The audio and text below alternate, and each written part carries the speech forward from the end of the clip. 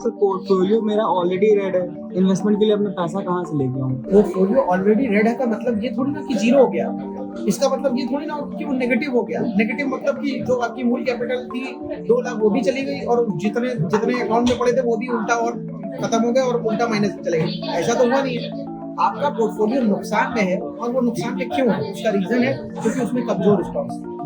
अब आप पैसा कहाँ से लाओ मैं बताता हूँ। देखो इसी से ही सब कुछ होगा। देखिए ये जो हमको शरीर मिला है ये संवर्धन करके खा पी करके माता पिता की सेवा के द्वारा माता पिता ने हमारी सेवा की हमको बढ़ा दिया। अब ये शरीर कमजोर हो गया।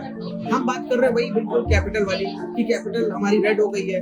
हम क्या करें? अरे भाई पोषण का जरूरत है। हम वही खाते रहेंगे बर्गर पिज्जा तो फिर शरीर खराब। वैसे ही पोर्टफोलियो में बेकार वाले जो स्टॉक है वो पूरा बर्बाद कर डालेंगे। तो अब रास्ता क्या है? रास्ता ये अच्छा एक और चीज है कि पता चला कमजोर बने रहे। अब यार बहुत टाइम हो गया। अब जो है शादी का टाइम आ रहा है तो किसी ने दे दिया एक पाउडर का डब्बा जो कि हानिकारक है और खा लिया उसको और चली गई जान। कहीं कुछ और गड़बड़ हो गई। बहुत सारे लोगों को दिल के दौरा वगैरह पड़ता फालतू के पाउडर ये सब जिम वाले खाने से। तो ये तब जा करके आखिरी में आजमाया या स्टीरॉइड का पता चला इंजेक्शन लेने लग गए। ये आपके पोर्टफोलियो यही होता है लोगों के साथ जो आप बता रहे हो ना रेड हो जाता है पोर्टफोलियो। वो क्या करते हैं जाके ऑप्शन ट्रेडिंग करने लगेंगे इंट्राडे ट्रेडिंग करने लगेंगे फॉरेक्स में कूद जाएंगे जाके वही कैपिटल लेके।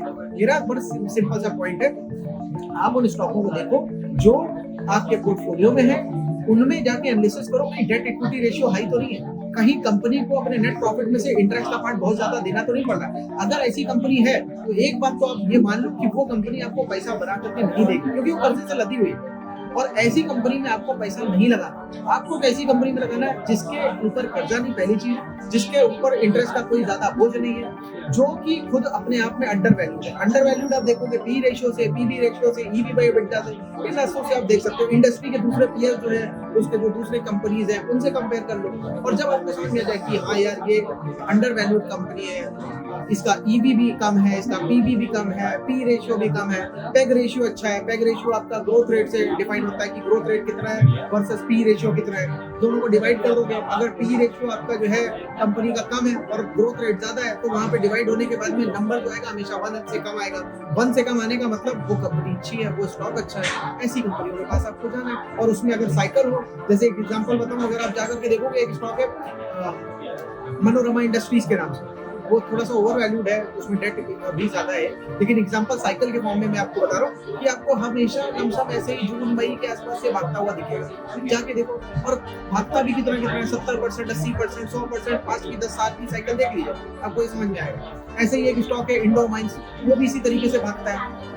आप देखोगे मार्च के एंड से मई के एंड से जून के एंड से जाकर के देखोगे आपको दिखेगा भागता हुआ। अब पॉइंट बस इतना सा है कि अगर सिक्लिकली भी भागने वाला स्टॉक है डेट इक्विटी रेशियो उसका सही है पर्याप्त है इंटरेस्ट में ज्यादा पैसा नहीं जा रहा अंडर वैल्यूड है तो भाई मैं ऐसे स्टॉक में काम क्यों ना करूं। तो आपका जो क्वेश्चन था कि मेरा पोर्टफोलियो रेड है इसको बेटर कैसे करें इसको सरवाइव कैसे करें इससे बचे कैसे या कैसे सारी चीजें करें तो रास्ता यही है कि वो स्टॉक जिनमें डेट इक्विटी ज्यादा है उनको किनारे करो। वो स्टॉक जो अपना सारा नेट इनकम का प्रॉफिट सारा इंटरेस्ट में दे रहे हैं उनको किनारे करो खरीदो वो जाकर के जिसमें आगे ग्रोथ है।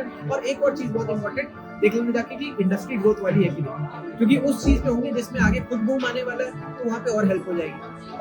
धन्यवाद। इसी के साथ मैं आशा करता हूँ आपको समझ में आएगा और ये वीडियो आप सारे फ्रेंड्स के साथ में शेयर करोगे जो फंसे हुए हैं अपने रेड पोर्टफोलियो में और निकलना चाहते झटपटा रहे हैं परेशान है। धन्यवाद। मैं हूँ रुचिर फ्रॉम रुचिर।